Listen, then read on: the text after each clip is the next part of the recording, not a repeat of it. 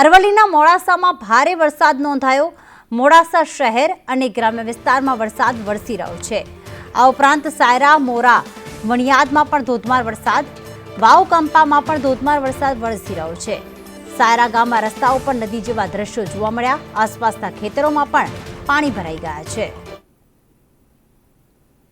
તો અરવલ્લીના મોડાસાના એક્સક્લુઝિવ દ્રશ્યો અત્યારે આપ જોઈ રહ્યા છો કે જ્યાં ખેતરોમાં પાણી ભરાઈ ગયા છે।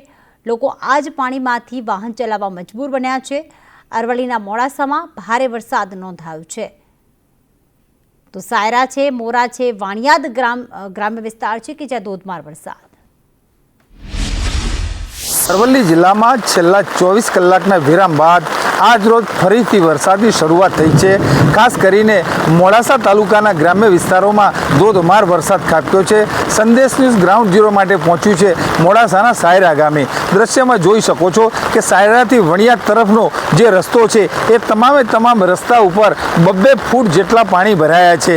અડધો જ કલાકની અંદર આ પ્રકારનો વરસાદ જે છે એ વરસાદ ખાબક્યો છે। જે ખેતરો છે એ ખેતરોની અંદર પણ પાણી ભરાયા છે।